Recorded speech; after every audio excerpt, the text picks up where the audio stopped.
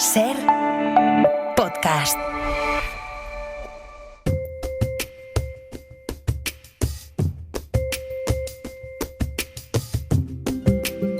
Hoy por Hoy Magazine.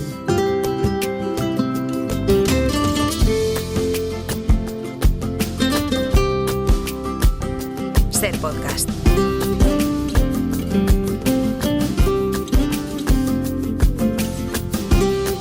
Es martes y esto quiere decir que está aquí. Bueno, que quiere decir que está aquí, no. Quiere decir que le toca estar en la radio a Nacho Carretero. ¿Qué tal? Muy buenos días. Buenos días. Que estés aquí es otra cosa. Hoy sí estás aquí en Madrid conmigo. Yo estoy granjeando mala fama. Yo casi siempre estoy aquí. Es verdad.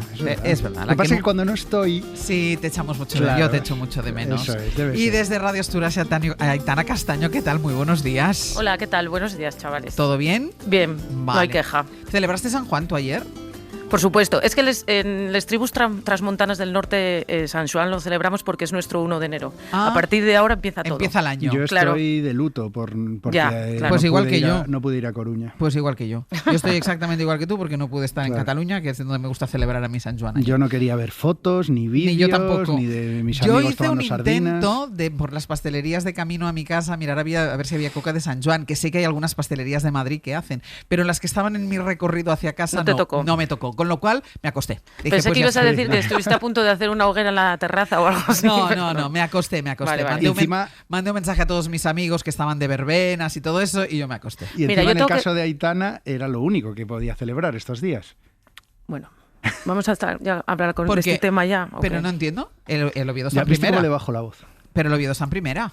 Pero Aitana Castaño y del Sporting de Gijón. Aitana es del Sporting. Bueno, pero por simpatía, ¿no? Mira. Sí, una simpatía bárbara que tiene A ver, entre voy a ellos. decir una por cosa, ¿vale? proximidad geográfica, Aitana. A ver, voy a decir una cosa, ¿vale? Yo estoy ahora mismo en Radio Asturias, calle Asturias, Oviedo, ¿vale? Nadie me está apuntando con una pistola y posiblemente niegue a partir de dentro de 10 minutos lo que voy a decir ahora mismo. Piensa que ¿vale? lo vas a decir ante 3 millones de oyentes Vale. y esto queda grabado, que lo Vale, sepas, ¿eh? Perfecto. Vale. Yo estoy muy contenta de que el Oviedo haya subido a primera, ¿vale? Porque soy sportinguista, pero bueno, esta gente lo pasó muy mal. Esta gente pasó muy mal.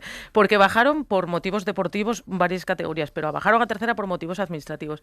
El ayuntamiento los abandonó, quiso montar otro equipo. Estuvieron jugando en equipos de barrios de Gijón, en equipos de todos los pueblos de Asturias. Encima los tíos tienen un campeón de Europa, que es Santi Cazorla, que jugó en el Arsenal, que decide dejar Qatar y venir a ver si puede subir al equipo de su vida. Y va y lo sube. Y va y lo sube. Entonces, a ver, yo soy muy sensible a la narrativa y entonces digo yo, Yo- chico, es que me lo están poniendo muy mal. Dicho Claro. todo esto, voy a decir una última cosa. Pusha Sporting. Vale, que tienes que volver a casa Eso después. Estoy muy o sea, yo creo que la del Oviedo es de las historias de fútbol más épicas Sí, que hay en es España. cierto. Sí. Un Sí, equipo sí. que bajó a tercera. A tercera hablamos de la cuarta categoría. Yo recuerdo al Oviedo perdiendo un ascenso contra el Arteixo, que es un pueblo Claro, al lado de claro, sí, Coruña. sí, sí. O sea, es que es muy épico y volvieron a primera. Yo creo que todos nos alegramos un poquito. Por el Yo Oviedo. muchísimo y además por Santi Cazorla, como decía ahora, ayer que hablábamos de esto en la dupla con Rafa Cabeleira y con Galder decía después de explicar el periplo de Santi Cazorla, es decir, pues al final renunciando a todo, renunciando a millones, él No, dice... bueno, es que cobrar el salario mínimo. Claro, claro. Ángels. Dice, yo vuelvo a mi casa Sí. y voy a intentar subir, ayudar. Evidentemente un jugador solo no lo hace. Voy a intentar ayudar a subir el equipo a primera. Y dijo Galder una cosa, eso es el fútbol. Sí, Total. es que Eso es el es fútbol. el Y fútbol. el tipo que le lleva a hombros en el festejo después de ganar es el médico del Oviedo, que fue el delantero que Total, jugaba en cerebro. tercera con ellos, Sí. un chaval también de Oviedo. O sea, es que es una película lo del Oviedo, todo es es- impresionante. todo es y voy maravilloso. y voy a decir pues, un detalle para unir con el tema de hoy, ¿vale? Que es que, bueno, las celebraciones que efectivamente esta gente lleva celebrando desde, desde el sábado ya ni se sabe. Ayer Colombato, que es un jugador del Oviedo, le pidió al presidente del Principado, Adrián Barbón, que le hiciera una estatua a Santi Cazorla junto a la de Mafalda, que hay, verdad. que hay en Oviedo. Pues mira, vamos a ir a ello porque es verdad que los Qué dramas... bien hilado, ¿eh? Muy Todo, bien perfecto, hilado. gracias. Porque los dramas de un equipo de fútbol pequeño pueden ser tan universales como las inquietudes de una pandilla de escolares de los años 60 en Buenos Aires y siempre que eso lo dibuje un maestro como Quino. Mafalda es insolayable. La verdad, es insolayable. Es una maravilla, Mafalda. Casi todo envejece, Mafalda no envejece, es rarísimo, sigue haciendo gracia, sigue... Y mira que habla de temas algunos muy de los años 70, muy políticos. Y Mafalda se ha convertido en un referente cultural de un mundo cierto y cotidiano. Me dio la sensación de que nos retrataba a todos, hasta el punto de que un niño, un adolescente y una persona madura nos sentíamos reflejados en cada uno de esos chistes, ¿no? Ahí estábamos nosotros. Son los testimonios del dibujante argentino Miguel Repiso, de Milena Busquets, de Joan Manuel Serrat, de Jorge Valdano, que son 4 de las voces, de las muchas voces que participan en Quinografía, que es una película sobre la vida y los sueños del autor de Mafalda, que se estrenó en cines el jueves pasado. Nacho, ¿te ha gustado? Bueno, me ha emocionado. También es verdad que yo soy público cautivo porque soy absolutamente fan desde niño de Mafalda, después de todo Quino. De hecho, cuando arranca el documental y a lo largo de toda la película, por supuesto, y como no podía ser de otra manera, van pasando viñetas de Mafalda y de otras de Quino. Bueno, pues te puedo asegurar que las conocía todas. Me di cuenta de hasta qué punto me gusta, me entusiasma, me emociona Quino, que las conocía todos. Y el hecho de poder hoy hablar con quien vamos a hablar, con sus sobrinos, de poder hablar del documental, o sea, me resulta emocionante realmente. Y tú decías el otro día, Aitana, precisamente cuando hablábamos de la vocación de nuestras profesiones, y tú decías, mira, pues a mí mi profesión me ha permitido conocer, y dijiste una serie de gente, y entre ellas dijiste Quino. Bueno, es que yo creo que como en Amanece que no es poco, en este pueblo somos muy de Follner, pues en este pueblo somos muy de Quino, ¿no? En este Comando Norte somos muy de Quino. Y sí, tuve la oportunidad de conocerlo en el año 2014. Fue el último año que los premios Príncipe eran premios Príncipe, después pasaron a ser Princesa. Y bueno, fue una fantasía. Él llegó aquí como una rockstar, ya os lo digo. Lo que pasa es que yo creo que acabó un poco agobiado, pero bueno, muy feliz porque bueno, el amor de... Es que yo creo que, no sé, toda España quiere a Quino. ¿Quién no quiere a Quino? A ver. Pues nos están escuchando ya desde Radio Valencia Guillermo y Diego Lavado, que son sobrinos de Quino. Guillermo, Diego, ¿qué tal? Muy buenos días. Buenos días, ¿cómo les va? Muy bien. Yo os voy a preguntar y como no os veo, me respondéis vosotros el que queráis, porque yo sí que quiero preguntaros, una vez visto el documental, ¿reconocéis perfectamente a Quino en el documental? Es decir, ¿se retrata perfectamente? Sí, es muy... Si bien es un documental muy íntimo y como decían recién por ahí para gente que conoce la obra, creo que lo que logra ese documental desde la intimidad de su autor, de la obra humorística, es explicar un poco los orígenes de su personalidad, de su pensamiento y cómo influyeron sus vivencias desde ser un hijo de inmigrantes españoles en Argentina, a los primeros contactos con la sociedad en la escuela, la experiencia de la guerra civil vista de lejos, sí, y después la Segunda Guerra Mundial. Bueno, cómo eso después se transmite a través de la obra en temas que son muy característicos de él, que son, bueno, la preocupación por la paz, por las injusticias, por las relaciones de poder. Entonces creo que lo que aporta este documental es esa visión desde la intimidad hacia la explicación de los temas que aborda en su obra. Pues voy a hacer una pausa y a la vuelta arrancamos esta conversación con Guillermo y con Diego Lavado, sobrinos de Quino, para hablar de este documental Quinografía que no hay que perderse. Hoy por Hoy Magazine. Ser podcast. Ya que a la gente le interesa tanto, podríamos sacar un libro. Y se hicieron 5.000 ejemplares para probar y se agotaron en 2 días.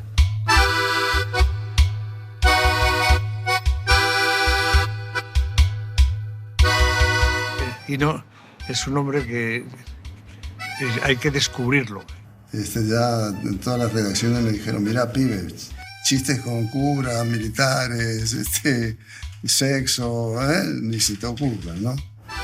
Nos sentíamos reflejados en cada uno de esos chistes, ¿no? Por lo menos ha servido mi humor para que a alguien se le abra la cabeza, como te dicen los chicos hoy, ¿no? A mí no me gusta como yo dibujo, pero lamentablemente no dibujo como quiero, sino como puedo.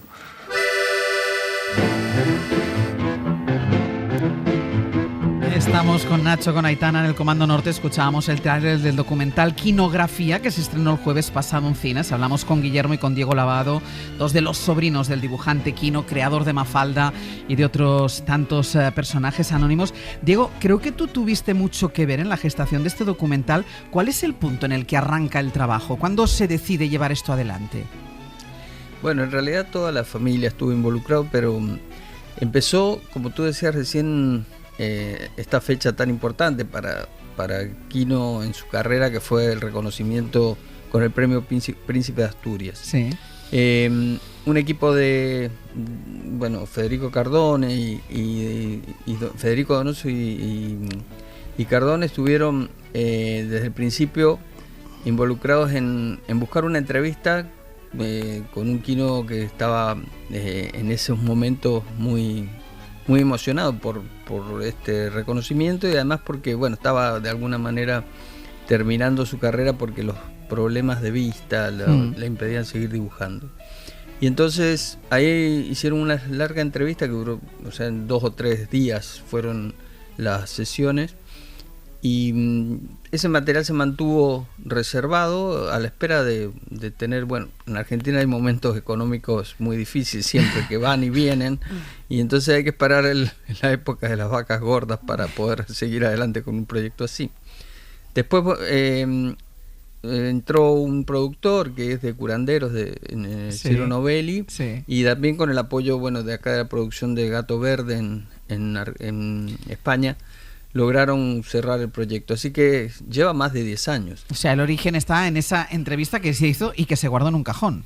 Claro, exactamente. Y que es el espíritu del documental, claramente, porque para los que apasionados o interesados en la figura de Quino, el ver esa revelación, esa intimidad y después lo que explicaba Guillermo, ¿no? La conexión entre las viñetas, lo que siempre hemos leído, lo que nos hemos empapado de Quino, de repente este documental te lo explica, ¿no? Te explica el porqué de la mayoría de sus inquietudes, y para mí, no sé, Guillermo, Diego, también lo que opináis, me sorprendió también que, aunque sutil, Quino tenía mucha carga política, y de hecho eso, en el documental se explica, le dio problemas, le llegó a dar problemas.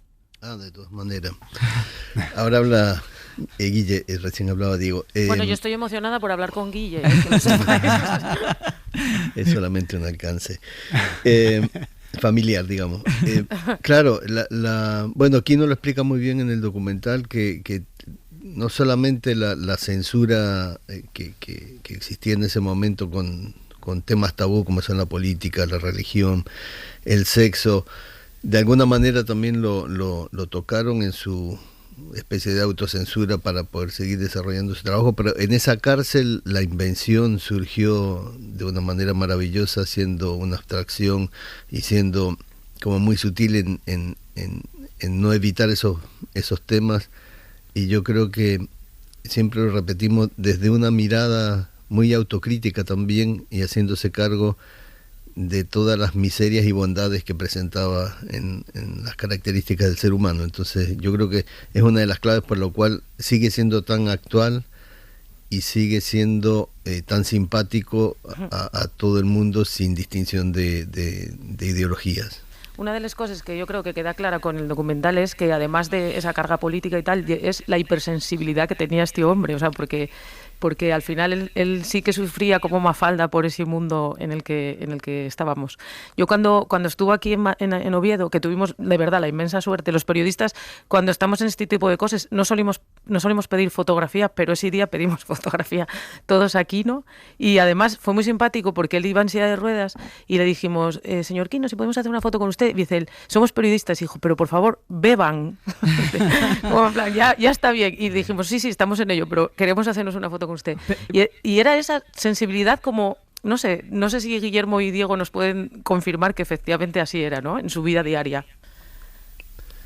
Era una persona muy, muy sencilla. Uno lo ve en cómo vivía, en cómo vestía, en su cotidiano. Era una persona 100% dedicada al trabajo, de manera muy lúdica y muy sufrida también, porque la pesadilla diaria era la hoja en blanco y el encontrar una idea que fuera no solamente apta, sino que valiera la pena ser dibujada, y muchas veces llegaba esa idea a 2 días de tener que hacer la entrega, entonces pasaba sus noches en blanco. Yeah.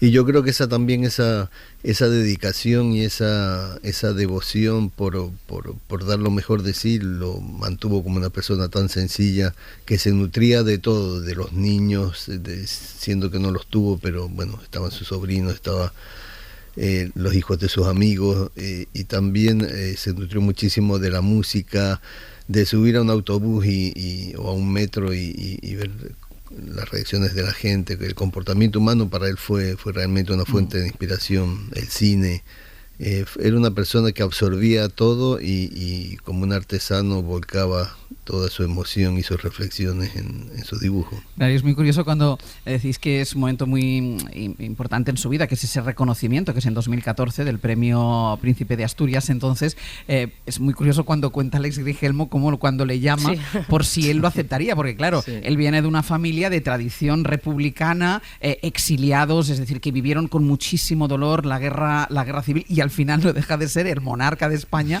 Pero a mí, Guillermo Diego, la respuesta que él da me parece maravillosa. Dice, esto es democracia, el premio yo considero que me lo da España. Y él sí, siempre había sentido mucho también esas raíces españolas. Se ve, ¿no?, en el documental. Pero, sí. Claro, es que él llegó, nació en Mendoza, una provincia del interior de Argentina, pero siempre vivió en un ambiente español. Cuando él empezó la escuela él primaria, de hecho dice que es mediterráneo. Sí. Sí. Cuando es que Mendoza era eso, era una reunión de inmigrantes de todo tipo, pero básicamente italianos y españoles, porque se dedica a la vitivinicultura. Sí. Y cuando él fue el primer día al colegio, primero él no sabía que se llamaba Joaquín Lavado, él creía que se llamaba Quino. Y entonces le sorprendió que cuando la maestra tomó lista lo nombrara por esa forma.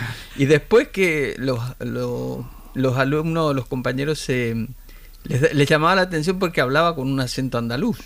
Entonces, y usaba palabras propiamente españolas. Entonces fue todo ese recuerdo también que lo impulsó. Lo que se cuenta ahí, si bien parece fácil, no fue, tuvo mucho meditación para tomar la decisión, porque como ustedes recordarán, ese año había dimitido el emérito, y entonces el premio no se lo iba a dar el príncipe, que hasta el año anterior lo entregaba el príncipe, y la princesa y la infanta no tenían edad como para participar en actos oficiales. Entonces es el único año que el premio Príncipe de Asturias lo entregó el rey. Es verdad. Entonces era, su pasado republicano, no su pasado, sino sus antecedentes familiares republicanos, pesaron mucho en esa decisión. Hasta que, llegó a esa conclusión, que era un premio de España y no un premio de la monarquía. Hay una cosa que creo que es Milena Busquets quien lo comenta en el documental, que dice que no envejece. Y es verdad, Quino va pasando de generación en generación, especialmente Mafalda. Yo recuerdo que me lo enseñó mi madre cuando yo tenía 8 años, el 80% no las entendía, pero tú vas leyendo y vas creciendo con Mafalda. Yo recuerdo estas Navidades enseñárselo a mi sobrino Martín, que tampoco entiende el 80%, pero ya por Reyes pidió toda la colección de Mafalda. No sé si, Guillermo, Diego, ¿sabéis cuál puede ser el secreto de que algo vaya funcionando generación tras generación? Hay dos cosas que son como muy importantes. Primero, el tratamiento que da él a los niños. Desde su trabajo. Y los padres también que dan a sus niños, que es de alguna manera un tratamiento lineal sin considerar que son niños y no entienden. Los niños entienden quizás un pequeño porcentaje de lo que leen en ese momento de Mafalda, pero queda en su memoria y queda algo germinando ahí que cuando son grandes los sigue atrayendo y son capaces también de creer que vale la pena también transmitírselo a sus hijos y así por generaciones. Y de todas maneras, un poco lo que decía recién, Quino era una persona tremendamente sensible, muy observador, y hay una entrevista de él que leímos en familia hace un par de años, que es del año 64, donde había hecho una muestra en Mendoza, en su ciudad natal, que se llamó Música, Dinero y Poder, que es todo relacionado con la música, y con el poder. Y en esa entrevista, él, claro, esto no es azaroso, el hecho de que haya sido tan atemporal también, que hasta el día de hoy siga siendo tan actual. Entonces, un periodista le pregunta qué piensa de sus contemporáneos regionales, y él dice que son muy localistas y que su visión es un poco más europea en relación a sus colegas, donde no habla y no pretende él hablar de temas puntuales o de la contingencia política de ese momento o de algún político en particular, sino que tiene una visión que es la que lo hará perdurar, que es hablar de los temas que nos preocupan a todos sin tiempo, porque es que siguen siendo los mismos. Sí, los conflictos que tenemos ahora en Medio Oriente, Israel, Ucrania, siguen siendo, con pequeñas variantes geográficas, surgidos de los mismos intereses económicos de las grandes potencias.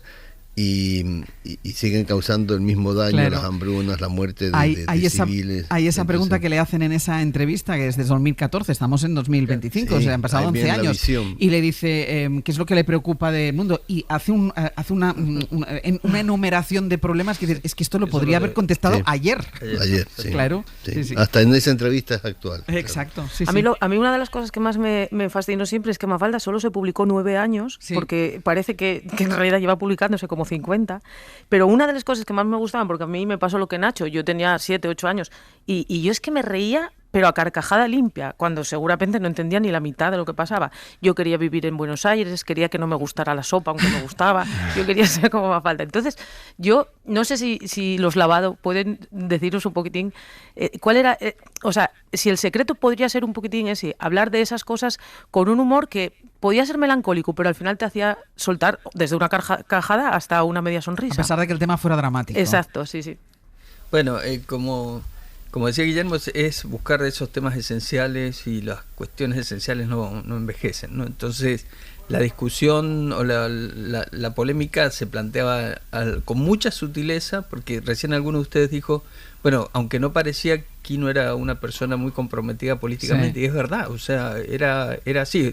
Nosotros lo vivimos como, un personaje raro de la familia, porque no todos tienen un tío dibujante, pero además contemporáneamente como el tío que sin tener hijos, porque Quino y Alicia no tuvieron hijos, se volcó a que nosotros los sobrinos fuéramos un poco del reemplazo, y entonces con mucha vida familiar, con mucho contacto, aunque vivía en Buenos Aires y nosotros en Mendoza, y tuvo esa capacidad de reflexión y de percepción que nos iba sorprendiendo día a día.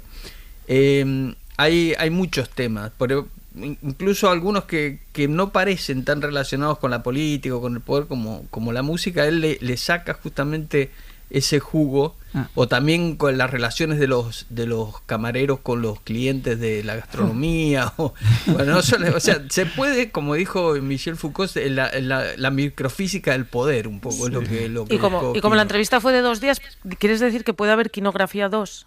Puede ser. Bueno, puede ser. Ahora lo que está bueno, que estamos también de alguna manera acompañando, es que hay una impresionante muestra que empezó en Palmas de Mallorca, y que ahora está en La Coruña, que es de 104 originales de Quino sobre la música. La muestra se llama Quino en la música, y va a recorrer varias ciudades españolas, y ahí van a poder ver eso que decíamos. O sea, puede ser que haya otro documental. Guillermo les puede hablar de algunos otros proyectos que tenemos. No me va a dar tiempo a esos proyectos, pero sí que me da tiempo. Pero sí que me da tiempo a recomendar esa exposición que está diciendo, que ahora está en La Coruña, que Nacho no te la puedes perder. No. Y me da tiempo a decir que no se pierdan de verdad Quinografía, que es la película biográfica que cuenta la historia del creador de Mafalda. Se puede ver en cines y van a entender muchas más cosas todavía sobre esas viñetas de Quino. Guillermo Lavado, Diego Lavado, sobrinos de Quino, muchísimas gracias. Ha sido un placer compartir este ratito con vosotros. Muchas gracias a ustedes. Un beso grande. Muchas gracias. Hasta luego, chicos. Un besín, hasta el martes. Chicos. Hasta el martes. De par en par, sin respeto al horario ni a las costumbres, y a los que por su bien hay que domesticar. Niño, deja ya de joder con la pelota. Niño, que eso no se dice, que eso no se hace, que eso no se toca. Hoy por Hoy Magazine.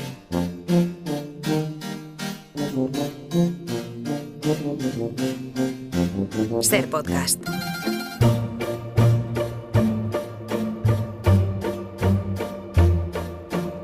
Esta sección, Mis Experiencias, una fuente inagotable de historias, y la que hoy les vamos a contar se desarrolla entre Sevilla y Cádiz, en un viaje de idas y vueltas que conoce también muy bien Chema Rodríguez. Chema, ¿qué tal? Buenos días. Muy buenos días. Si a ese viaje le añadiésemos Vejer de la Frontera, tendríamos el Triángulo de la Felicidad. Bueno, eso es maravilloso, porque tú la semana pasada estabas en Sevilla, hoy estás en Cádiz, pasando por Vejer. La Miss que te acompaña en la emisora tiene en común contigo eso, que va y viene entre, yo creo que dos de las ciudades más Vejer, más bonitas del mundo. ¿Quién está contigo?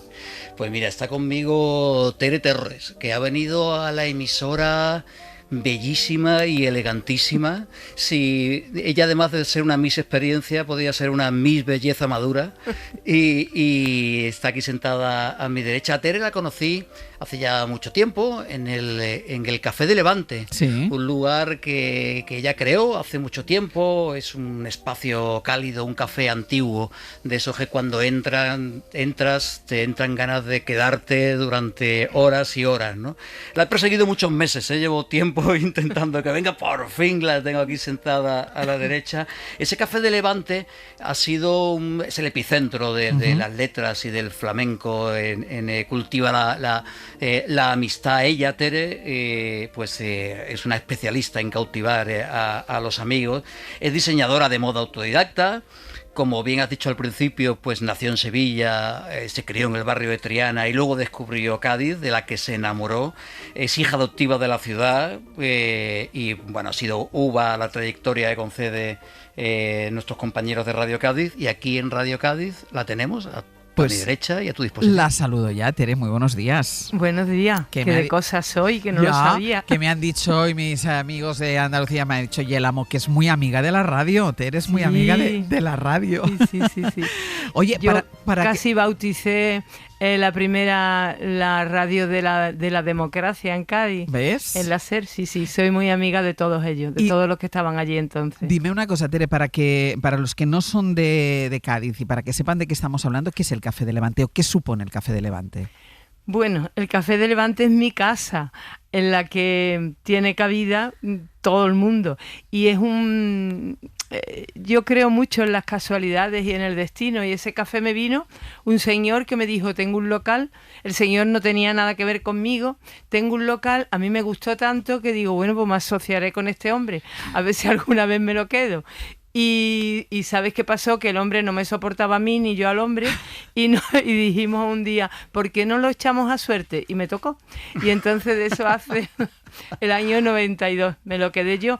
Y es que me gustó el local pertenece a una cosa que adoro, que es el casco antiguo de Cádiz, una casa antigua, humilde, no es nada lujosa, una casa, bueno, está en la zona noble, pero no es una gran casa, es una casa de vecinos. Pero tú, Tere, no tenías nada que ver con la restauración, tú de aquellas te dedicabas a diseñar ropa. Nada, pero en una ruina mía, que he tenido muchas, monté unas carpas en Cádiz, donde hoy se va a hacer una gran cosa, ¿no? De piscinas, de chill out, en el paseo de la Punta San Felipe. Sí. Y entonces monté con unos amigos de Sevilla una carpa.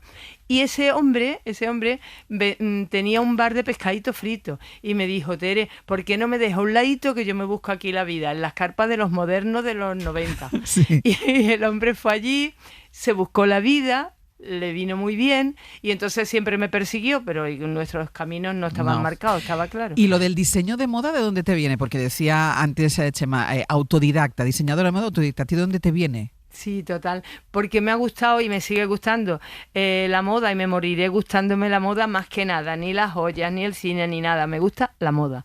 Y entonces pues la he perseguido siempre. Yo me buscaba mis avíos, me ponía un pañuelo en la cabeza con un zapato de cada color, soy muy almodoviana. ¿Eras la moderna?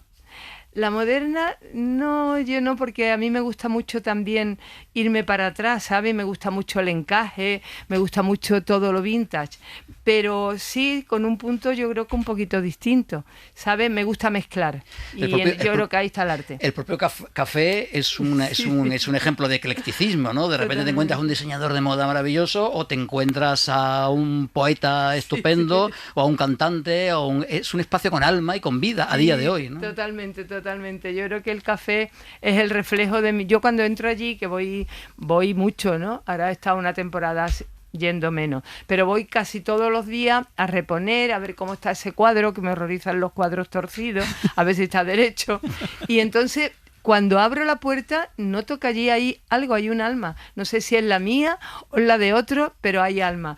Y es lo que dice Chema, es una mezcla de muchas cosas, hay mezcla de clientela, mezcla de decoración, de mis viajes, de mis regalos, de la gente que adoro. Allí está Paco de Lucía en primer término, allí está Caballero Bonal, Almudena, Luis, Felipe, yo que sé, gente tan importante para mí, gente del flamenco, cantaores, allí está puesto todo en fotos, procuro que esté, ya no tengo pared. Vamos. Y tú eres nacida en Sevilla, en Triana, pero vives en Cádiz. ¿Tú eres una sevillana de Cádiz o una gaditana de Sevilla? ¿Cómo te identificas? Pues... ¿Sigues siendo muy sevillana tú? Yo adoro Sevilla, yo entro por Sevilla y lloro, así de exagera soy. Lloro, adoro Sevilla, pero cuando descubrí Cádiz digo, aquí me quedo a vivir. Cádiz es maravillosa. Y la gente de Cádiz, yo no he visto gente con más gracia, pero con más gracia espontánea. Ir al mercado de Cádiz es pasarte una mañana bien, ¿no? Por ejemplo. Aunque no compres nada. Aunque no compre nada. Y sentarte en un café en Cádiz y escuchar a la señora de al lado, es que ya te mueres de la risa. Y eso es su gente, ¿no? Es graciosa per se. Pero tú, ¿cómo acabaste en Cádiz? ¿Cómo fue ese traslado? Pues mira, a mí me llevó el destino. Me casé la primera vez, destinaron a mi pareja aquí y aquello terminó, pero yo me quedé, tuve mi hija aquí, que mi hija sí es gaditana por todos los cuatro costados, mi nieta también es de aquí. Y me embrujó Cádiz. A mí de Cádiz me gusta sobre todo, por supuesto, el mar. Después su luz y después ese casco antiguo que no se puede aguantar, que tienes calles enteras sin tocar, del 18. Y ahí es que tú, no sé, reflejas lo que sería aquella ciudad, ¿no? Porque tu infancia en Sevilla, tu infancia en Triana, ¿cómo fue, Tere? Mi infancia un poquito difícil. ¿Por qué? Mi madre, como muchas madres de la época, yo nací en el 50, mi madre huyó, como tantas mujeres cuando terminó la guerra, de los pueblos, de un pueblo de Anarcoya, huyó a Sevilla a buscarse la vida. Y allí nos tuvo, a mi hermana y a mí, de un señorito andaluz que te puede imaginar la infancia. Pero mi madre tenía mucho poderío y yo no he tenido en la cabeza otra cosa que lo que me enseñó. Sé muy educada, sé muy respetuosa y por favor trabaja. Yo sigo trabajando y desde los 14. Esas madres solteras de los 50. Iba a decir un señorito andaluz que pasó de tu madre, que pasó de vosotras. Bueno, a su manera, como eran todos, ¿no? No te digo ni que era más malo ni era más bueno, eran casi todos, tenían esa mochila y ellas también la tenían, ¿no? Venían de unas madres de un pueblo, de un saber cocinar, de un saber... Es que aquellas mujeres, aquella generación, la nuestra, la mía es fantástica. Salvamos muchas cosas, pero aquella yo me quito el sombrero, vamos. La anterior, la de mi madre, bueno, y la de mi abuela ya ni te cuento, sabían cocinar, tenían hijos, allá iban, y bueno... ¿Y tú fuiste a la escuela? ¿Tú estudiaste? Yo, mira, estudié hasta los 12 años, que muere mi padre, y ya tuve que trabajar. A los 13 ya estaba trabajando en una pastelería. Estudié porque mi madre lo tenía en la cabeza, que teníamos que estudiar. Y lo demás lo he aprendido de la vida, ¿sabes? De observar. Yo observo mucho y de las personas. Hasta los 12 estudiando, tengo muy buena memoria. Yo a mi nieta le digo que me bajaba a unos ceramistas que había debajo de mi casa, allí en Triana, a leer el periódico todos los días, con 7 y 8 años. O sea que yo he sido lectora. Y después he estudiado hasta los 12 años, hasta que pude. Y después he observado a la gente, porque si hay algo que me gusta en este mundo es la gente. Eso me apasiona, conocer a alguien que me interese, me da igual de dónde venga, de quién sea, ¿sabes? Y siempre ha sido muy independiente y muy fuerte, ¿eh? Bueno, se dice que soy fuerte, no soy tan fuerte. Eso no me aparenta. gusta hacer sufrir. Y entonces pues tengo ese caparazón y bueno, yo creo que sí, que soy fuerte. ¿Tu relación con la moda se forja cuando ya estás en Cádiz? Sí, monté un taller con una amiga mía, después monté otro con otro amigo mío y de las primeras clientas, como me gusta tanto el flamenco, de las primeras clientas que tuve fue a Sara Vara, a Sarita. El primer espectáculo se lo hicimos nosotros. Y hasta hoy. ¿Y todo esto sin pasar por una escuela de diseño ni nada? Nada. Porque, bueno, siempre me he rodeado de muy buenas modistas. De Javier Cosano, de Paqui Sousa, de mucha gente que sabía coser muy bien. Y yo era la de las ideas. Yo me pone una señora desnuda delante y la visto en un momento con la mirada, ¿sabes? Aquel lazo, ese peinado o no, un todo. Y bueno, me fue bien, no me fue mal. ¿Y ahora sigues diseñando?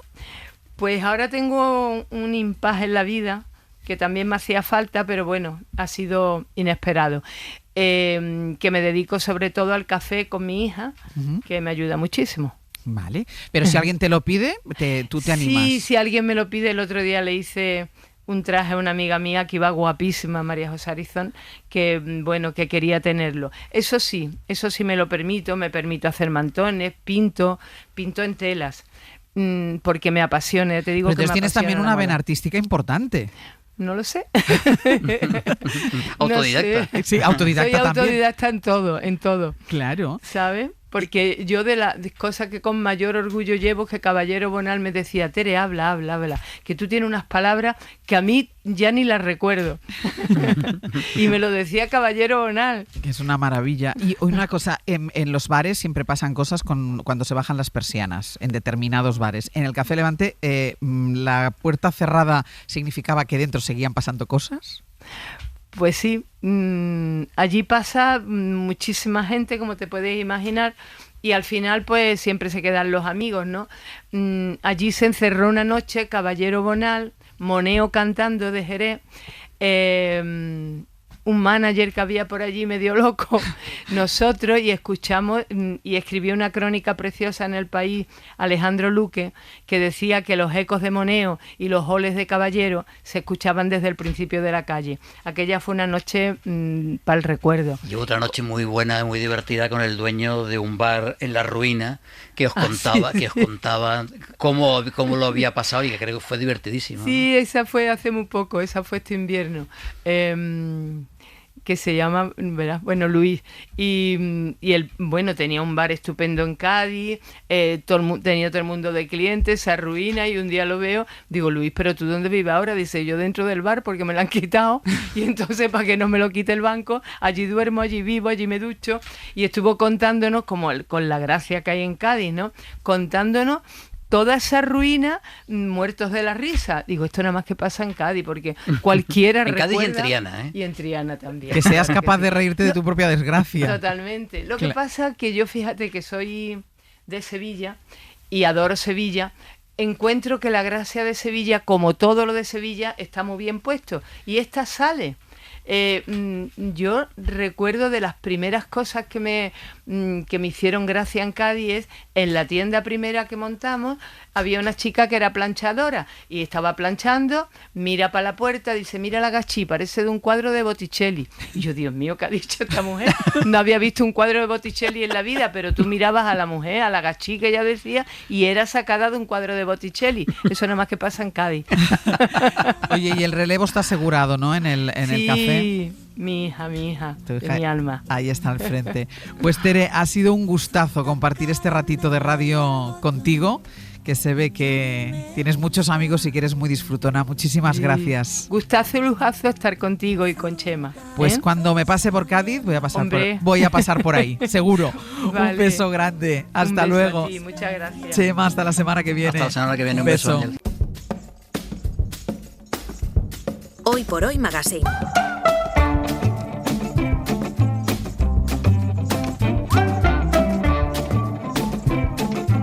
Ser podcast.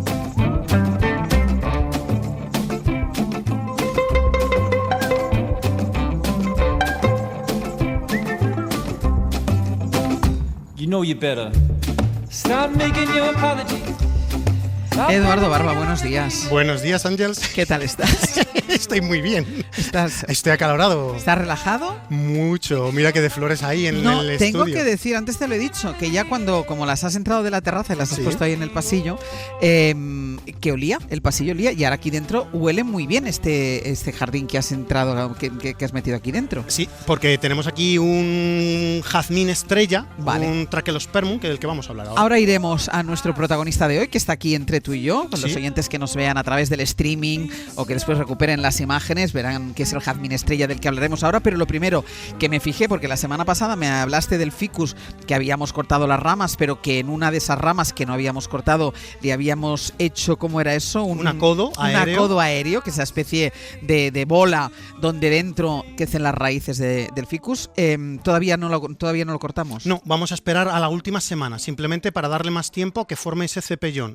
No nos podemos adelantar. Yo, de hecho, me esperaría un poquito más, pero bueno, yo creo que es un buen cierre de temporada el hacerlo en el último programa. Bueno, tampoco vayas a precipitarte, a ver si ahora por cortarlo antes de tiempo... No, nos va a venir bien, yo creo que va bien, sí. Los tiempos, eso es como, sí, está bien. Ya con el calor del horno que queda remanente ya se termina de hacer el soufflé. Vale, pues la semana última, es decir, dentro de 2 semanas, cortaremos ese cepellón, como tú llamas, para poder tener una planta nueva. Una planta nueva y muy grandota, además. No, es que claro, eso ya es cuando ya te dan un niño crecido, pues eso es exactamente lo mismo. Exacto. Venga, vamos con el jazmín, que es la última incorporación, ¿no? Sí, mira, lo que tenemos aquí es una de las últimas plantas de la temporada, seguramente. Es una de las plantas que yo quería haber traído hace ya tiempo para cubrir una de las grandes columnas. Ya sabes que en la escalera, en la terraza de la radio, hay una gran pasarela en forma, pues eso, de escalera para subir a una planta superior. Metálica, y tiene varios soportes que yo pues me gusta hacerlos desaparecer bajo plantas. Entonces, una de las responsables de esta desaparición de esa escalera va a ser este falso jazmín. Yo lo que quería era meter una compañera a nuestra trepadora de chocolate o de flor de chocolate, que es la Akebia quinata, que bueno, pues está tremenda, está arriba llena de tallos, está muy bella, y lo que quería traer era una planta pues de hoja perenne, como es este falso jazmín, jazmín estrella, jazmín chino, tiene todos estos nombres. ¿Por qué le llamas falso jazmín si después le llamas jazmín estrella, jazmín chino? Bueno, son los nombres populares que ya sabes que inducen. ¿Pero es un siempre jazmín o no es un jazmín? No es un jazmín porque no pertenece al género Jasminum. Todos los jazmines que normalmente nosotros llamamos como jazmín pertenecen a un género que es el Jasminum. Y ahí tenemos pues el Jasminum grandiflorum, el Jasminum polyanthum, hay varios jazmines que tenemos ahí. Este no pertenece a ese género, sino que pertenece al género Trachelospermum. Correctamente habría que decirlo Trachelospermum, pero yo pronuncio la che. Trachelospermum jasminoides. Y ese apellido de jasminoides te dice que es a la manera del jazmín, es lo que significa en ese latín. Y es verdad que si tú te fijas en la hoja, bueno, pues la hoja quizás no tiene mucho parecido con la de nuestros jazmines, porque es una hoja simple, más durita, mucho más gruesa. Sí. Y la flor ya sí que se parece un poquito más. ¿Por qué? Porque tenemos ya 5 pétalos. Es verdad que son 5 pétalos que, si te fijas, tienen una forma de hélice. A mí me recuerdan un poco a las hélices. Están así como un poco torcidos al final. Sí, porque tiene una estructura de flor igual que la adelfa, por ejemplo. Pertenece a la misma familia de la adelfa, que es la familia de las apocináceas, que es un nombre bien poético, y por decirlo de alguna manera. Y ahí tendríamos pues este Trachelospermum, ¿no? El lugar de origen de esta especie marca también otro de esos nombres populares que pues he mencionado antes, que es el de jazmín chino. Es quizás un nombre menos común, pero nos marca esa zona de origen pues de China, de Corea, de todo este sudeste asiático, ¿no? Incluso de Japón, ¿no?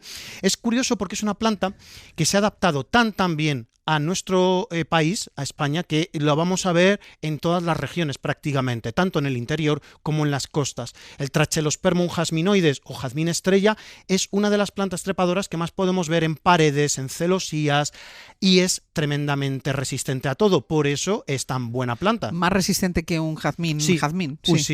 Sí, porque es una planta que es mucho más vigorosa, tiene como mucha más fuerza. A ver, pertenece a la familia de la adelfa. Ya eso nos está diciendo algo. Esa genética compartida quizás de base nos puede hacer pensar que es una planta mucho más resistente, y así es. Yo he visto jazmines estrella, Trachelospermum, totalmente o medio abandonados, y el jazmín estrella todavía seguía ahí dando guerra y floreciendo. Entonces, bueno, pues es mucho más resistente que un jazmín normal. ¿Cuándo florece? Porque tiene todavía bastante flor. Tiene todavía bastante flor, pero ya está empezando a declinar, porque lleva ya desde inicios de mayo en algunos sitios, finales de abril incluso, yo llegué a ver algunos. Entonces está sobre todo mayo y junio en plena floración. Es una floración que solo ocurre una vez al año, es una floración que va en oleadas, no es tan corta quizás como la del Jasminum polyanthum, un verdadero jazmín que florece entero en blanco, y ese, como vengas lluvias, tal, no sé qué, enseguida cae la flor. Sí, se va a ir yendo. Este tiene una apertura floral progresiva, y de hecho si te fijas aquí, por ejemplo, sí, todavía tiene algunas por salir. Eso es, en este ramillete de flores que te estoy sujetando hay algunos capullitos que están todavía por abrir. Entonces mayo y junio son los 2 meses predominantes de la floración, una floración que a veces es tan abundante que también, de nuevo, como con algunos otros jazmines, oculta prácticamente las hojas. Ahora vas por las calles de un Madrid, de Cuenca, de Torrelaguna, y vas a ver que hay jazmines estrella que casi no se les ve las hojas. En la columna en la que lo vas a poner no tiene sol directo todo el día. Entiendo que eso va a afectar a su floración. Tendrá un poquito menos de floración en la parte baja, pero una de las cosas que tiene el Trachelospermum o jazmín estrella es que se adapta muy bien también a zonas de medias sombras. Es verdad que en una zona de media sombra no nos va a florecer tan fuerte como en un pleno sol, pero va a estar bien. De nuevo, pensamos en la familia de la que viene, familia de las adelfas, entonces ya podremos intuir, o no, porque no siempre dentro de la misma familia, oye, hay hermanos que a lo mejor no se parecen en nada, pero en nada. Bueno, pues aquí sí que tenemos una genética de base compartida con la adelfa, y las dos son plantas amantes del sol. Entonces, el jazmín estrella, si lo vemos blanco entero, es porque está a pleno sol. Si lo vemos con ya pues menos flores, con estos ramilletes más salpicaditos, es lo que va a ocurrir en una media sombra. Pero hay que decir de nuevo que nuestra columna no es de una sombra profunda, es una sombra muy luminosa, y va a crecer hacia arriba. En esa columna, cuando llega arriba, hay pleno sol durante muchísimas horas. ¿Y lo vas a poner en un macetón grande? Sí. Hay que tener en cuenta siempre una cosa con las plantas trepadoras. Yo una planta trepadora no la puedo cultivar, como muchísimas veces vemos los jardineros, en pequeños contenedores o en jardineritas. Yo muchas veces veo madreselvas, jazmines, Trachelospermum, los ves en unas jardineritas que miden ni un palmo de profundidad. Claro, el primer año, o mejor dicho, los primeros meses, bueno, vale, que va, pero luego empieza a declinar. ¿Por qué? Porque no tiene suficiente cantidad de sustrato para hacer crecer una raíz. Si no tiene buena raíz, no tiene buena parte aérea. Por mucho abono y por mucha agua que le dé, nunca voy a tener una muy buena planta. Es decir, si ponemos una trepadora que no la podemos poner directamente en el suelo, porque estamos en una terraza, mejor un macetón bien grande. Un macetón bien grande, porque cuanto más grande, más masa aérea va a tener y más desarrollo va a tener. Entonces nosotros lo vamos a colocar en uno de nuestros grandes macetones que están al pie de una de las columnas. Es un macetón de casi 50 centímetros de diámetro, por otro tanto de profundidad. Ya tenemos algunas otras plantas, como un carex, tenemos ahí alguna planta más, un geranio que nos regalaron. Bueno, pues lo vamos a colocar en medio y va a tener espacio suficiente en la raíz como para generar una muy buena planta. Pues mira, vamos a hacer una pausa después de haberles presentado y haber conocido nosotros a este falso jazmín o jazmín estrella o jazmín chino, que así se llama, que ya pueden ir a buscarlo ustedes si quieren, aunque ahora si van al vivero seguramente la mayoría no tengan flor. Bueno, ahora la mayoría no tendrán. La mayoría no tendrán, bueno, podrán encontrar alguno. Sí. Después de haber conocido al falso jazmín, hacemos una pausa y a la vuelta escuchamos ya a algún oyente y seguimos con las plantas que tenemos aquí dentro. Hoy por Hoy Magazine.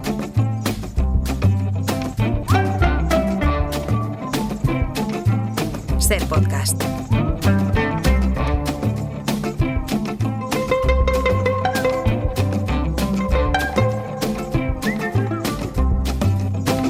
You know you better stop making your apology. Stop blaming technology, yeah. Aquí seguimos metidos en el jardín con Eduardo Barba. Ahora hablaremos de las otras plantas que están hoy en este estudio, pero primero vamos a escuchar a una de las oyentes que ha llamado al 900-100-800, que ya saben que es el teléfono que tienen a su disposición por si quieren hacer alguna consulta. Ellas, Ángeles, desde Murcia. Ángeles, ¿qué tal? Muy buenos días. Hola, buenos días, Ángel. Buenos días, Eduardo. Buenos días. Cuéntanos, o mejor dicho, cuéntale a Eduardo qué problema tienes. Sí, vamos a ver, mira, el problema es que a mí me da por desquejar plantas. Sí. Entonces, pues las meto en agua. Y tengo bastantes plantas en agua. Tienen sus raíces y están saliendo hojas. De hecho, tenía una monstera que se perdió y la fui recortando hasta que la iba a tirar. Y dije, bueno, la voy a meter en agua. Entonces la metí en agua y ya me empezó a salir de hojas.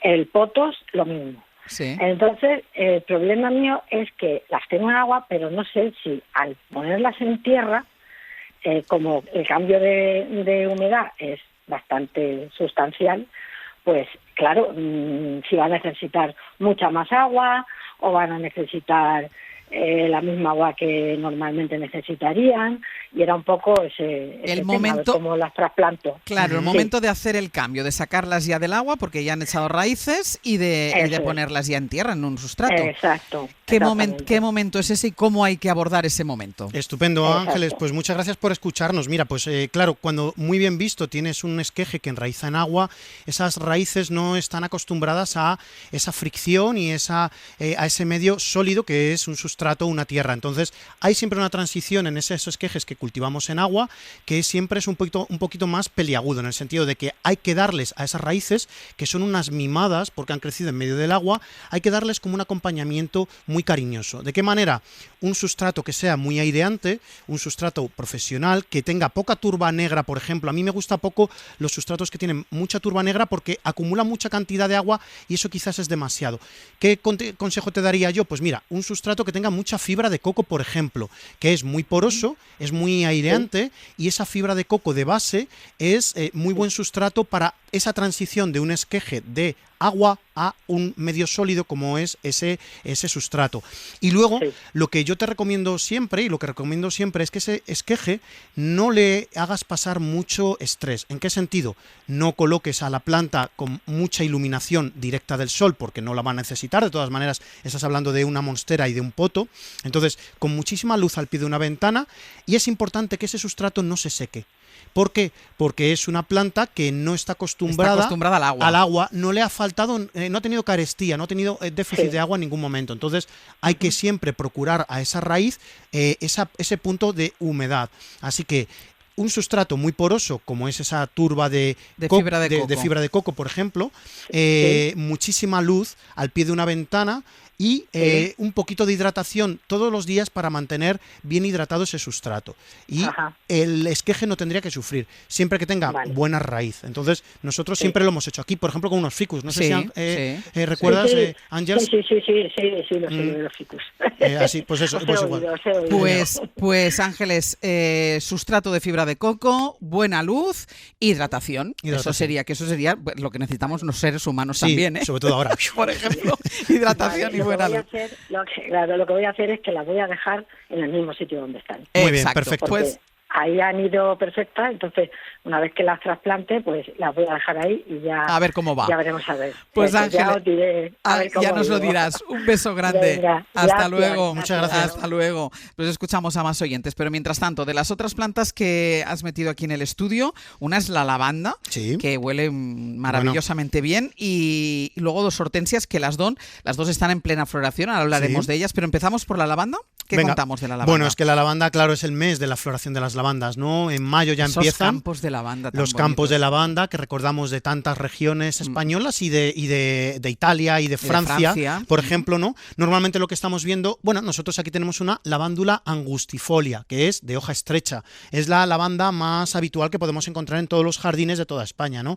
Es una floración muy abundante que lleva preparando la planta desde hace 1 mes y medio largo, 2 meses incluso.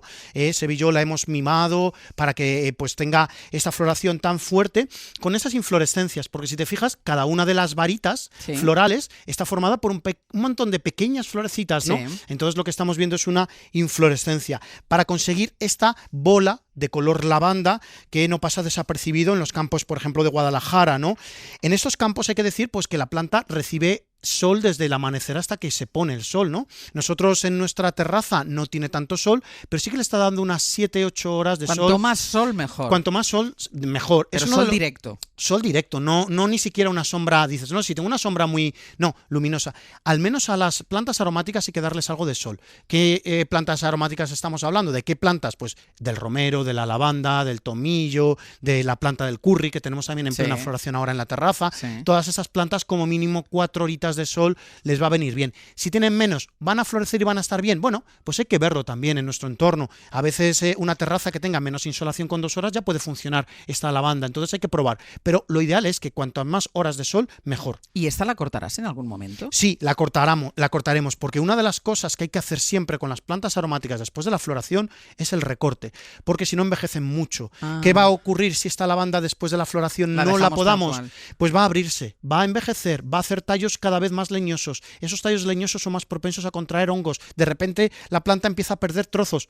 Desastre. Lo que hay que hacer siempre es una poda sistemática donde recortemos no solo la vara florecida, sino que cortemos un trozo más, un bastante más, dando una forma de media o balón de fútbol o de cojín, así, una forma de almohadilla, para que la planta retoñe con fuerza. Incluso si esta lavanda la cortamos cuando la floración vaya a la mitad, podemos llegar a tener una segunda floración. Es una segunda floración que pocas veces se persigue, pero que nosotros podríamos buscar. Se podría conseguir. Sí. Y luego las 2 hortensias de flor blanca, que las dos son muy diferentes, pero las dos son muy llamativas. Sí, bueno, es que nos regalaron estas 2 variedades, o mejor dicho, cultivares, el otoño pasado, ¿no? Llegaron aquí como en una especie como de septiembre, más o menos, ¿no? Se han adaptado, como puedes ver, Ángels, a la terraza de una manera estupenda. Vamos, están encantadas de vivir aquí. Están encantadas. Hay una que es más chiquitita porque es una hortensia un poquito menos vigorosa, pero fíjate la otra que es tremenda. Como tú muy bien has dicho, no es la hortensia que tenemos en mente, que son el género y la especie es Hydrangea macrophylla, que es la hortensia que siempre vemos de flores grandes, inflorescencias rosadas, azuladas, también blancas, pero que es la que tenemos en mente. Bueno, pues estas 2 no. Aquí una de ellas es la Hydrangea arborescens. ¿Cuál es esta primera? El apellido es arborescens y significa pues como los árboles. Entonces fíjate que tenemos una que es muy vigorosa. Empieza a ser un árbol. Empieza a ser un árbol, ya tiene una altura pues de 1,5 metros largo y lo que estamos viendo es un cultivar que se llama Strong Annabelle. Annabelle la fuerte. Bueno, pues aquí está a tope dándolo todo porque fíjate qué cabeza floral tiene. Se llama Strong Annabelle porque tiene una peculiaridad esta hidrangea, esta hortensia, y es que genera unas cabezas florales tan grandísimas como esto que te voy a enseñar aquí en la pantalla de mi móvil. Es enorme, es como un balón de baloncesto. Súper bonito. Muy grande, es tremenda. ¿Y qué ha hecho este obtentor, este viverista con Strong Annabelle? Ha conseguido una hortensia con unos tallos muy fuertes y por mucho que sople el viento y por mucho que llueva, la cabeza, aunque pese el doble con ese agua, no va a tombar, que es lo que les ocurre a las hortensias azules y rosadas, que muchas veces después de un vendaval o después de una tormenta, con la cabeza esa que le pesa, tumba. Esta no, la Strong Annabelle es increíblemente fuerte.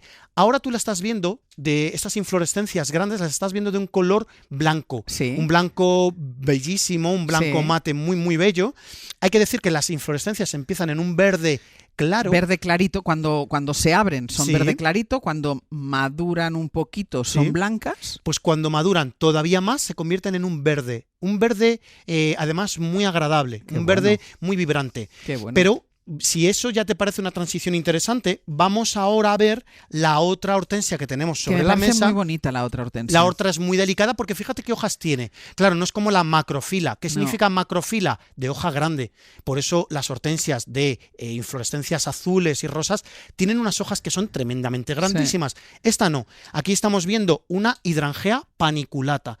¿Por qué se llama paniculata? Porque las inflorescencias de estas Hydrangeas paniculata tienen forma como de cono, como de panícula, y van creciendo un poco en forma de cono a medida que la flor va creciendo. O sea, la flor es más grande en la base y se va haciendo como más estrechita en arriba, la parte de arriba. Como una pirámide, como un conito. Es una cosa muy, muy agradable de ver. Y una peculiaridad que tiene esta hortensia, que es la, como he dicho, Hydrangea paniculata, voy a decir el nombre del cultivar o de la variedad, es Little Quick Fire, es decir, pequeño fuego. ¿no? Rápido. Es una cosa muy rápida. ¿Por qué? ¿Por qué le llaman pequeño fuego rápido? Porque tú ahora mismo estás viendo esta inflorescencia blanca, de color completamente. blanca. Bueno, pues vas a ver cómo evoluciona a medida que va envejeciendo. Se va volviendo rosa. Un color rosa, tirando incluso hacia el fucsia, sí, que es súper agradable de ver. Es una transición bellísima. Una peculiaridad de estas dos hortensias, Ángels, es que van a florecer hasta entrado el otoño. Para pedirlas en el vivero, la primera es... la Hydrangea arborescens, vale. Strong Annabelle. Vale. Annabelle. En cuanto Strong pongas Annabelle. ¿Y la segunda?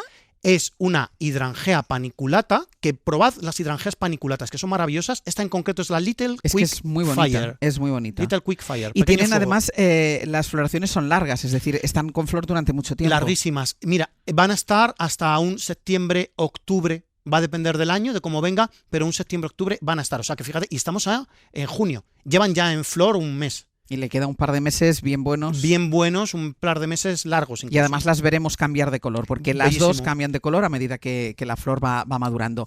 Venga, que nos da tiempo para una llamada. Amparo desde Vic, ¿qué tal? Buen día, buenos días. Hola, buenos días. Hola, Amparo, ¿qué tal? Cuéntanos. Es que mira, mi pregunta es sobre una planta que se llama Pachypodium lamerai, que Toma es ya. originaria de Madagascar. Toma ya.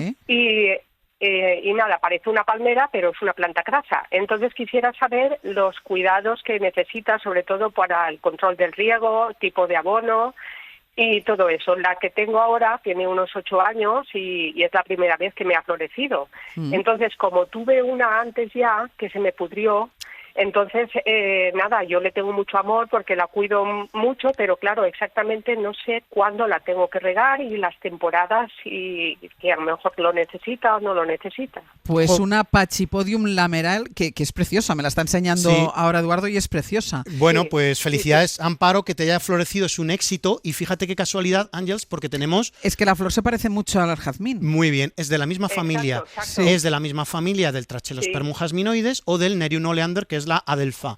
Son plantas muy resistentes, pero ¿qué es lo que hay que darle? Pues muy bien, tú lo has dicho, Amparo. La otra se te pudrió y es posible que hubiera algún estrés a nivel de raíz. Los Pachypodium o Pachypodium, como tú bien has dicho, son plantas sudafricanas y de Madagascar que pues necesitan un sustrato extremadamente aireante, donde el agua no se retenga de una manera muy fuerte, porque entonces se nos pueden pudrir, y es la típica planta que solo hay que regar cuando se seque por absolutamente completo el sustrato. Para eso hacemos nuestra prueba del algodón, que es clavar ese palillo de bambú largo, de pincho moruno, lo clavamos hasta el final de la maceta y tiene que salir completamente seco.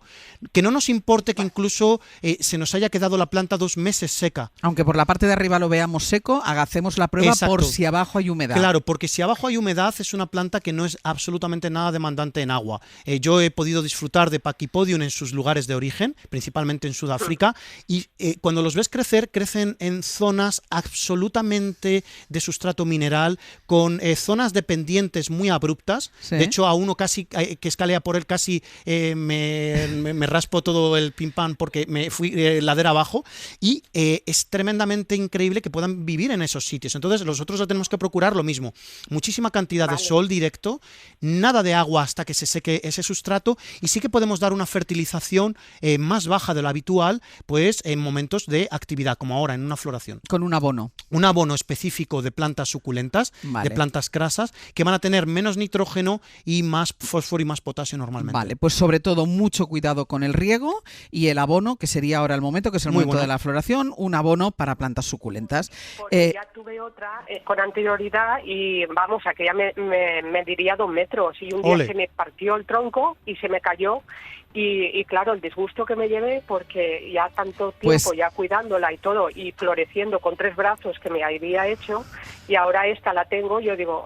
Pues voy a eso, si la otra te duró tanto, eso quiere decir que tiene mano. A mimarla. Eso quiere decir que tiene mano mimarla, y a Amparo. mimarla, Amparo. Muchísimas gracias. Hasta la semana que viene, Eduardo. Hasta la semana que viene. Adiós.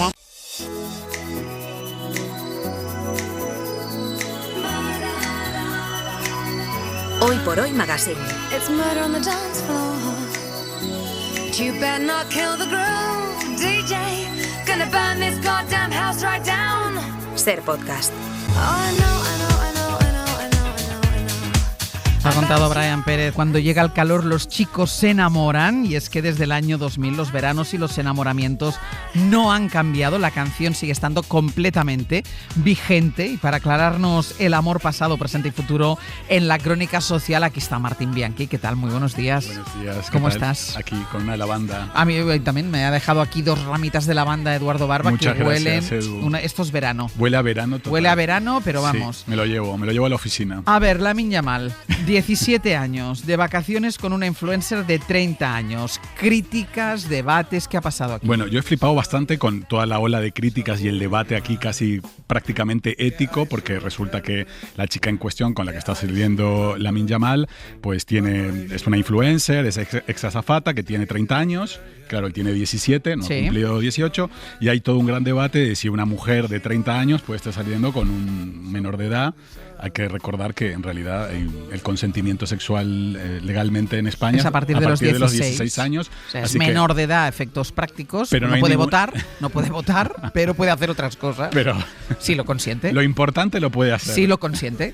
Y si él lo con el consentimiento, que yo creo que ya Lamine está contando el consentimiento plenamente. Y el debate es qué hubiera pasado si hubiera sido al revés. Eso es lo que yo pienso, porque, claro, hombres de 30 años saliendo con chicas de 17 y 18 tenemos así. Pero vamos. Y nos parecen parejas ideales, salen en las revistas del corazón todo el tiempo. Y hombres de 50 también, ¿eh? Y de 60, sí. De 70 y de 80, porque en realidad diferencias los hombres, de edades de 30 años, de lo que tú quieras. De lo que quieras. Sí, señores saliendo con mujeres con la edad de sus hijas y de sus nietas. Sí. No podemos tener aquí programas enteros. Sí. Pero resulta que esta vez, porque la mujer en cuestión, Fati Vázquez, como decía, influencer, tiene 30 años y Lamine tiene 17, se ha montado aquí un... ¿Y ella qué dice? ¿Se ha hablado con ella? ¿Ella ha hablado? ¿Qué ha dicho? Ella está bastante indignada porque, además de aclarar ella que hay un consentimiento, por supuesto, dice que son 2 personas libres, que se lo están pasando bien, ni siquiera está hablando de una relación de pareja, sino simplemente, bueno, de unos encuentros, y además se dice que está recibiendo hasta amenazas de muerte únicamente por estar saliendo con Lamine, lo cual me Entiendo parece... que será de aficionados al fútbol del Barça que no querrán que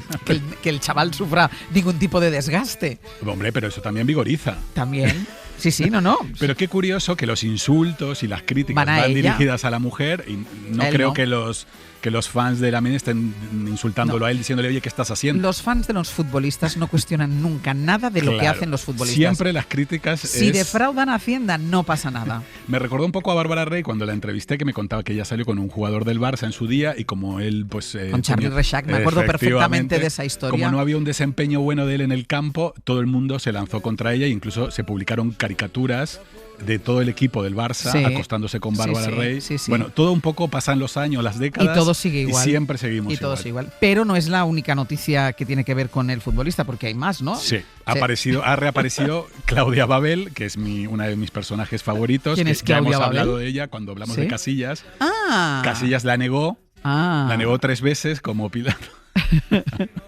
Claudio, Casillas la negó 3 veces, pero ella insistió en que sí, ¿no? Y lo mismo ocurre, claro. Ya Lamine Yamal ha dicho que no conoce a Claudia Babel, entonces Claudia Babel ha aparecido con todos sus mensajes que intercambiaba con Lamine. Parece ser que le gustan mayores, porque Claudia es bastante mayor que él. Pero Lamine no la ha negado. Un poco sí. Como decía, ¿quién es? ¿De qué me estáis hablando? Entonces ella fue a los medios y enseñó los mensajes. Hay que recordar que ella es una actriz de OnlyFans, por llamarlo de alguna manera, que le va muy bien además, y se la relacionó en su día con Casillas y con Joaquín. Y pues ha aparecido enseñando los mensajes con él, y él decía, vente a casa que tengo calefacción, te doy todo mi consentimiento. Él le decía que tenía calefacción. Qué listo. Hombre, con 17 años la calefacción debe funcionar increíble. Pero oye, en esa una casa. cosa, perdona mi ignorancia. Sí. ¿Cómo contactan los unos con los otros? Por redes sociales. Claro. Vale. O sea, ahora la mejor forma de ligar es a través de Instagram, por ejemplo. Bueno, este tipo de personajes como Claudia Babel, que tienen muchos seguidores en Instagram, y a veces también tienen en OnlyFans y en otras plataformas, al final tienen como una multiplataforma, y tú desde Instagram o donde sea puedes escribirles y hacer una bonita amistad. Vale, muy bien. Era curiosidad. Entablar una era curiosidad. Pero ojo con los DMs. A los señores famosos. Ah, bueno, claro, vayan ustedes con cuidado. Vayan con cuidado con los DMs. Y no, que eso es como ir al notario. Pero y si mandan un DM, después no lo nieguen. Claro, o sea... Un DM es como ir al notario. Si tú mandas un DM, asume las consecuencias. Y más con Claudia Babel. No es la única diferencia de edad de la que se está hablando estos días. Una fan... Esta historia me tiene a mí un poco loca. Sí, a mí también. Una fan de Alejandro Sanz que ha dicho que tuvo una relación con el cantante, ella tenía 18 años y él 49. Claro. Pero no entiendo dónde está la polémica. Bueno, resulta que la semana pasada Ivette Playá, super fan de Alejandro Sanz, sube un vídeo bastante enigmático en redes sociales en las que cuenta que entabla una relación, empieza digitalmente, digamos, Sí. de lo que hablamos, una comunicación digital con Alejandro Sanz. Ella todavía era menor de edad. Bueno, se entabla una comunicación, no ocurre nada. Cuando cumple 18 años y él tiene 49, pues empieza a haber una relación física, es decir, empiezan a tener relaciones sexuales y ella cuenta... Pero eso está confirmado por ambas partes, que han está tenido confirmado relaciones. por ambas partes. Vale, ¿no? Claro, pero el vídeo de ella... todo conducía a que había habido quizá un abuso de poder o algún tipo de abuso, lo cual no es así. O sea, luego se ha demostrado que tanto había un consentimiento, ella era mayor de edad además cuando son las relaciones. De hecho, Alejandro Sanz esperó a que ella cumpliera la mayoría de edad para que hubieran estos encuentros. Pero claro, ¿qué ocurre? Ella fue a la televisión la semana pasada. Pero entonces ella, que es despechada, digamos. Sí, tampoco me gusta la palabra. Yo no, creo que, pero que hablas por... Sí, pues al final hablas por despecho. Yo creo que por desilusión. O por desilusión, Porque despechado, venga. claro, porque yo creo que hay una desilusión. Es verdad que ella era una adolescente, fanática de Alejandro Sanz. Y que se pensó que se casaría con él y que Bueno, tendría imagínate hijos. las expectativas que tú pones en ese tipo de relación y resulta que quizá era una relación más ocasional que otra cosa. Él ha dicho que tenía muy buenos recuerdos de esa relación en un comunicado.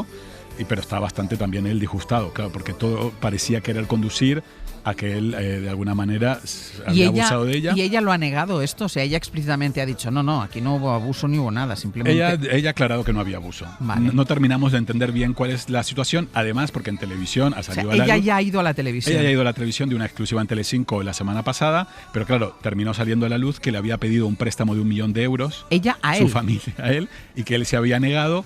Entonces, claro, quizá el origen del inconveniente... ¿Por qué no me dejas decir despechado? ¿Por qué? O sea...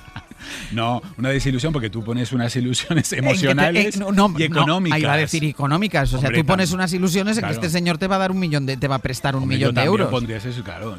Pero yo pondría más énfasis en este tipo de ilusiones que en las otras. Yo empiezo ahí con Alejandro Sanz y quiero la casa, el perro, el embarcadero, el coche, todo. Quiero todo. Claro. Quiero todo su amor, pero además... Pero también todo eso. Pues ahí termina el tema y yo creo que no va a haber mucho más recorrido porque al final ella ha salido bastante escaldada de esta entrevista, porque incluso los tertulianos que la estaban entrevistando empezaban a reírse porque la verdad que no se terminaba de entender exactamente cuál era la denuncia de ella, salvo que, bueno, empezó una relación con un señor que en ese momento además estaba casado, que tenía su relación y que no llegó a más. Y ya está. Nada más. Y no te prestó un millón, y no te prestó casi un un millón de euros, que pero bueno. bueno. Javier Bardem, en promoción de su nueva película en Estados Unidos, que ha hablado sobre la depresión que sufrió Penélope tras ser madre, que de esto no sabíamos nada. No, nada. Pero a mí lo que me sorprende mucho de Javier y de Penélope, que soy muy fan de ellos y me encantan, pero es que cada vez que van a Estados Unidos a promocionar un proyecto, ahí hablan de todo. Hablan de sus hijos, hablan de su matrimonio. Cosas muy personales como esta. Y luego aquí en España con los periodistas son muy herméticos. Entonces yo quiero saber exactamente cuál es el criterio de ellos, por qué aquí en España es casi imposible hablar con ellos. Porque a lo mejor aquí les tratan de otra manera. ¿Tú crees? No creo, no sé. Yo creo que los tratamos fenomenal y creo y que en cualquier caso ellos... nos toca a nosotros también este tipo de entrevistas en las que ellos puedan hablar. Y aquí en España se puede distinguir entre quien hace, como en todo, como cuando hablamos de política, hablamos de relaciones internacionales, entre buen periodismo y mal periodismo. Totalmente. Yo creo que aquí también pueden dar este tipo de entrevistas tan comprometidas. Lo que me encantó de Javier, que promocionando Fórmula 1, la nueva película con la que comparte con Brad Pitt además, es que ha hablado incluso de la guerra de Gaza, se ha comprometido mucho en defender los derechos de los gazatíes, cosa que en Hollywood ahora mismo es un tema tabú. Sí, nosotros actor de Hollywood que se pronuncie en contra de alguna manera de la guerra en Gaza. Sí, dimos esa entrevista que fue en uno de los programas en un late de estos de máxima audiencia de Estados Unidos, y que además tampoco le preguntaron directamente por eso, sino que por su activismo o algo pero así. Y él en la alfombra roja también. Ha sido como Melody Sí, sí, con la canción. Con la canción, pero Javier con su canción, y en ese sentido, bien por Javier. ¿eh? Pero eso también te diré que lo hace allí, lo haría aquí. Eso sí. Es verdad que aquí es menos comprometido que allí, mojarte en este tipo de allí cuestiones. Un actor de la talla de Javier Bardem, ganador de un Oscar, además una estrella que está muy instaurada en el Star System. Sí. Hablar de estos temas, pero él lo ha hablado y muy bien, pero lo invito a él y a Penélope a dar este tipo de entrevistas que dan en Estados Unidos, que son una maravilla. Porque Claro. están contando cosas que no... Como siempre, nosotros tenemos la puerta abierta.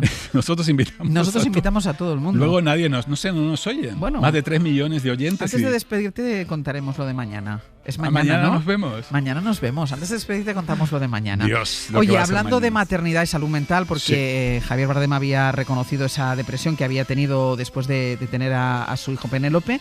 Tamara Falcó, que dice que ya para un rato, que esos intentos de ser madre... Bueno, no, yo quiero creer que va a seguir intentándolo, pero sin tratamientos y demás. Ya, es que lo de los tratamientos es verdad que erosiona mucho, ¿eh? No, yo creo que le erosiona mucho a Tamara, y esto es una reflexión para todos los medios y los periodistas, es que cada vez que Tamara va a una alfombra roja le preguntan, ¿y ya eres madre? Pues mira, a lo mejor por eso Penélope Cruz y Javier Bardem no dan entrevistas. Pero bueno, no, pueden dar una entrevista. Ya, pero es claro, verdad que si cada vez que vas a un sitio te Claro. preguntan, ¿ya eres madre? Con lo doloroso o lo mal que tú lo puedes Sí. estar pasando, que cada vez te lo pregunten, hombre. Claro, Tamara, desde que anunció que iba a empezar a hacerse un tratamiento, cada vez que hacía una aparición pública le preguntaban ¿Cómo va? ¿Cómo va? ¿Cómo va? ¿Cómo va? Que es lo peor. Imagínate tú en una amiga, ¿le preguntarías eso? No dirías nada hasta que la persona... Hay gente incluso que lleva estos procesos en secreto, Sí. incluso en su Porque es entorno, agotador. en su entorno más próximo, no hablo de famosas, en su entorno más próximo, para que la gente no le esté preguntando todo el rato cómo va. Sí, pero más allá que haya renunciado a los tratamientos, que además son unos tipo de tratamientos, si se quiere decir, alternativos y más en línea con sus creencias que los tratamientos científicos, invito a Tamara que siga intentándolo con Íñigo todo lo que pueda. Vale, que ellos sigan. Tamara sigue porque eso no te lo quitan. Gran disgusto que tenemos aquí Martín Bianchi y yo, porque después de 10 años de reinado, Felipe VI ha otorgado los primeros títulos nobiliarios. Sí. Y a ti y a mí no nos ha tocado ninguno. No entiendo por qué no. Yo me he quedado muerto con el de Luz Casal, A mí de el nombre, Marquesa sobre de Luz y Paz, de pero Luz lo y de Paz. Paz, ¿por qué? ¿Qué ha hecho por la paz? ¿Tú crees que Luz esto... pero tú crees nosotros... Es que hemos tenido mucho O sea, debate. que me encanta Luz Casal, pero ¿qué ha A mí hecho yo por muchísimo. la... Pero no, pero una pregunta. ¿Tú crees que se pacta cuando a ti te llaman de la Casa Real? Esa es mi duda, si ellos hablan antes del... Es que esto tenemos que averiguarlo. Yo creo que no, yo creo que ellos te dan un título y ya está. Pero y te dan y ya te dicen el título que es, o sea, te llaman un Yo día creo por que ya te teléfono y te dicen, dicen pero Marquesa quizá- de Luz y Paz. Se queda Luz Casal ¿cómo? Claro, hombre, de luz vale, pero de luz y paz. Ay, a mí me encantaría, bueno, un marquesado para la persona que va a venir mañana, que luego hablaremos, Marquesa Roja, por ejemplo. Pero mira, la nadadora Teresa Fernández Perales, Marquesa de Perales, Sí. vale. El de Alfonsín, ex jefe de la Casa de Rey, Vale. Marqués de Alfonsín. Vale. Además con grandeza de España se lo han dado a él. Vale. Sí, Cristina García Rodero, Eh, Marquesa del Valle de Alcudia, bueno. Por bien. lo que sea. Sí. Que tampoco sé por qué, pero Sí, por lo que sea. a mí me quedo muerto con, bueno, Rafa Nadal, Marqués de Llevant, ¿cómo se dice? Llavant. Llavant. Llavant de Mallorca. De Mallorca. Llavant de Mallorca. Sí, el de Luz y Paz es el que... Es el que más me chirría, pero además solo 6 títulos y he hecho en falta un título Ana Belén. Por ejemplo. No sé. Sí, no sé, hay tanta gente. Sí, es que Julio Iglesias. Julio Iglesias. Rafael. Por ejemplo, que son incuestionables. Julio Serrat, Iglesias. Sabina. No, sin cuestionar a Luz, que es que cuando dices yo esto no quiero parece cuestionar, que haces pero de menos. claro, No, me no. llama la atención que 10 años sin dar títulos y le das primero a Luz Casal y Julio Iglesias, que internacionalizó la música española. Y el propio Rafael, que sigue en activo después de tantos con 83 años y todo lo que le ha pasado sigue en activo. Aquí se nos escapa algo. No quiero, es verdad que amo a Luz Casal. Yo también. Pero he hecho en falta, ya que te vas a echar títulos, empieza a repartir ahí 150 títulos. Pero ahora te digo la verdad, la próxima vez que la entreviste, que Y el tenga tuyo, ocasión... el tuyo. El mío. ¿Qué te gustaría? A mí no me gustaría. Yo es que a mí sí me llamaran Pero para luego no lo proponérmelo. utilizas. Hay muchos aristócratas que no utilizan su título. Pero pero tú siempre serás marquesa. No, pero no quiero ni tenerlo. En realidad tú serías duquesa. Yo sería, perdona, yo soy la reina. Tú eres la reina de las mañanas y yo solo me levantaría de la cama por un infantado.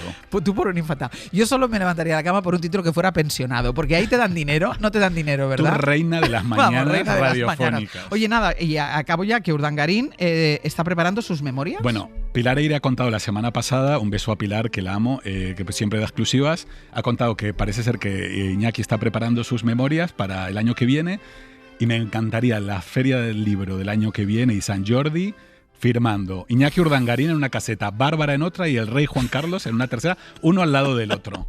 Y además son memorias complementarias. Todas. Es como una saga. Son puntos de vista diferentes. Memorias complementarias. Bueno, qué maravilla. Ojalá que sea cierta esta noticia que Pero cuenta esta tiene Pilar. fecha de salida, ¿no? En principio saldrían en enero de 2026. Parece ser que las del rey Juan Carlos quizás salen también a fin de año, comienzos del año que viene. La temporada que viene no podemos prescindir en abril de esta del año sección. que viene, en Feria del Libro, yo...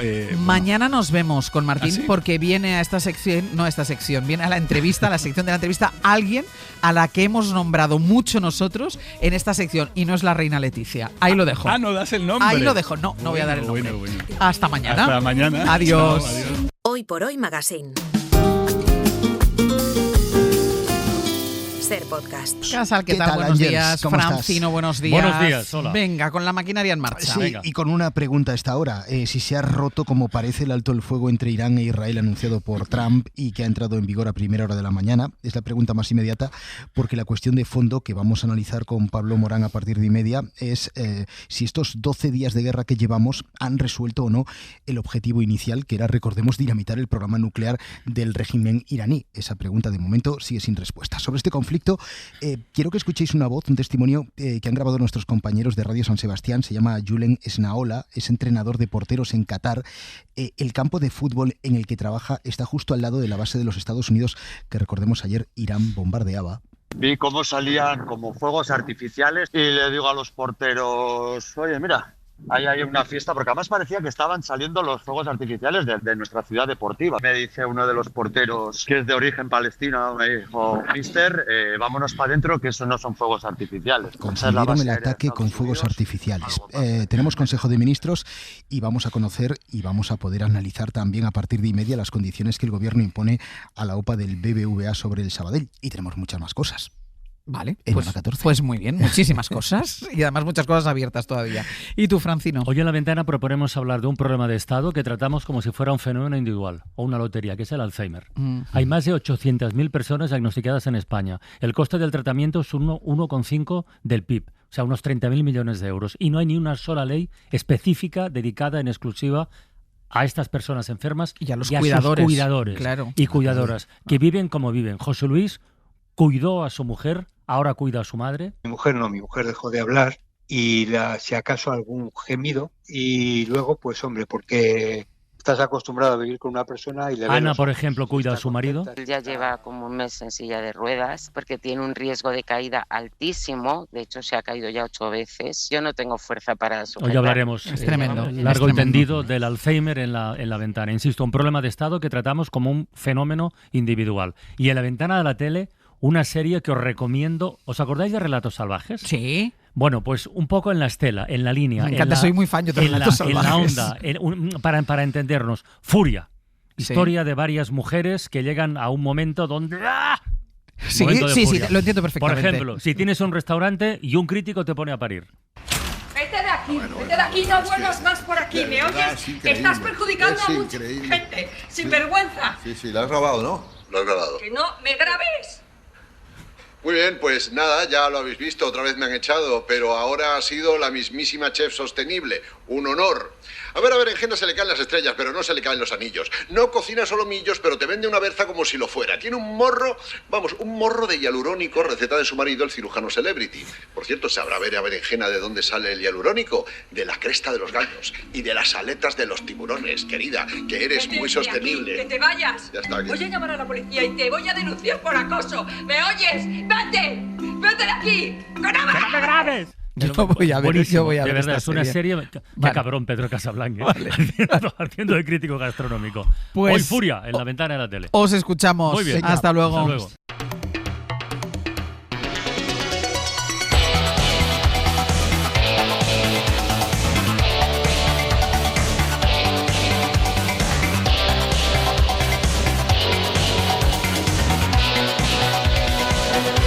La gente me señala, me apuntan con el dedo, susurran mis espaldas y a mí me importa un bledo. ¿Qué más me da si soy distinta a ellos? No soy de nadie, no tengo dueño. Esa es la filosofía de vida. A mí me importa un bledo. Claro. A ver, ¿qué ha pasado? ¿A quién le importa algo?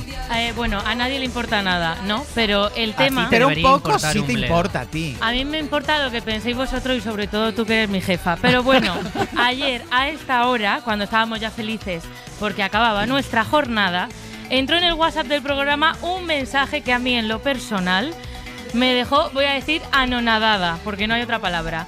Os leo textualmente, ¿vale? Ay no, ¿cómo es posible que vuelva al atruchado? A punto, llevo 2 días aquí, ¿eh? Lo más tonto que ha pasado por los micrófonos de la SER. Y mira que la SER tiene 100 años. Y mira que hay tontos. Respiré el día que se fue. ¿Por qué me has mirado? Porque te quiero mucho, ya lo sabes. Dale. Respiré el día que se fue y la semana siguiente, ¡plaf!, en la ventana. Duró poquito, menos mal, hombre, claro. Pero ahora otra vez con vosotros. Vaya enchufazo que debe tener la niñita. Yo si estuviese enchufada, yo sería algo más, ¿no? Estarías haciéndolo hoy por hoy. Más o menos, una cosita parecida. Por favor, con los becarios tan buenísimos que tenéis siempre en H por H, hoy por hoy, y esta pijisosa. Y ahí termina, punto y final. Y esto con un montón de emoticonos. Pero sabemos quién hay detrás de este mensaje. Sí, se sabe. Nombre, una persona. Hay una persona que tiene su opinión, claro. Y respetamos su opinión, puede tenerla. No le puedo caer bien a todo el mundo. Pero por favor, no es que lee Tere también los WhatsApp, los leemos nosotros. No tenemos bots. Por favor, si queréis insultarnos, un poquito de delicadeza. Pero yo respeto las opiniones de los otros mientras no insulten. Y aquí le acaban de llamar pijisosa. Pero es porque la han confundido con otra, porque ni Piji ni Sosa. O sea, seguro que no. Y Sosa tampoco. Es que es el insulto que menos le pega a Teresa Truchado, es pijisosa. Es pijisosa. Que a mí no me importa que me llaméis lo que sea, porque así ha sido en toda mi vida. Ya sabéis que tengo una personalidad muy estridente. Pero claro, ahora estás provocando a tu hater. No, bueno, yo me gustaría que nos llevásemos bien, porque es mi primer hater. Eso es muy fuerte. Pero bueno, es necesario. Yo te lo dije además, yo que he cogido muchas veces llamadas con Tere al lado. Eso es verdad. Llaman para decir, oye, la chica esta tan maravillosa que ha cogido... Esa chica tan maja que ha cogido el teléfono. Es que es verdad que soy muy maja. A lo mejor no fui maja con ella, y me la está devolviendo. Eso puede ser. O igual no te conoce. Igual no me conoce. Los haters a veces hablan sin saber. ¿Es un hombre o una mujer? Una mujer. Es una mujer. Ah, es una mujer. Yo creo que no ha probado mi bollo y que por eso todavía no he caído muy en hombre, Tere, no.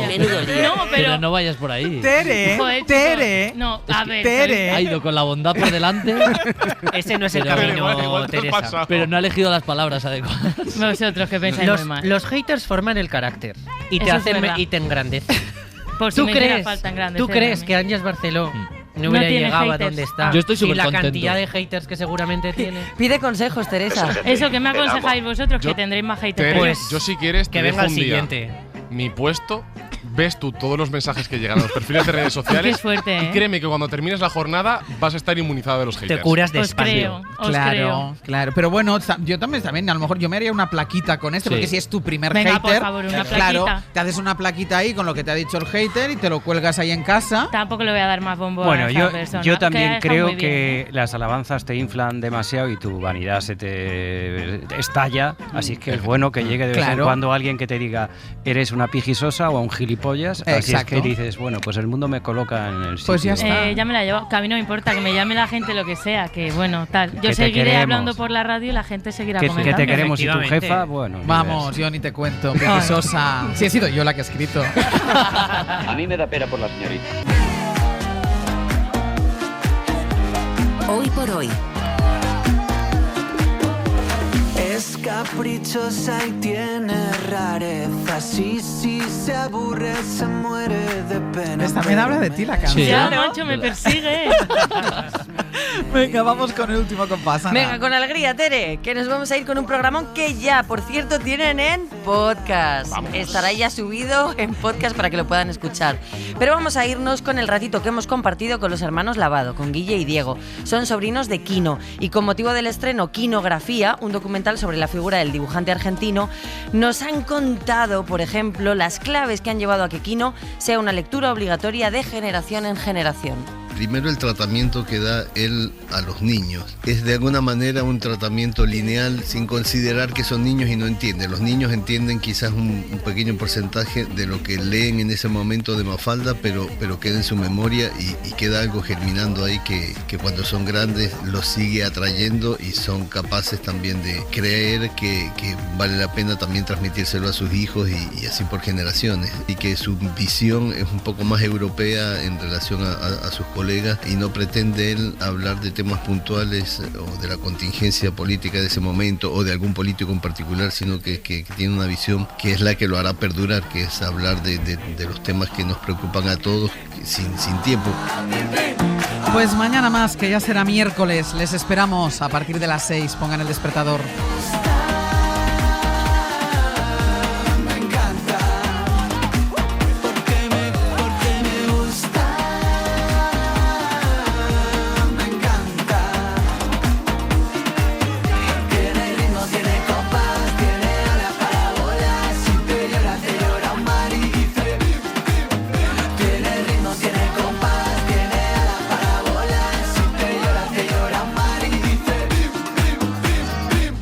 Hoy, Àngels Barceló. Para no perderte ningún episodio, síguenos en la aplicación o la web de la SER, Podium Podcast o tu plataforma de audio favorita.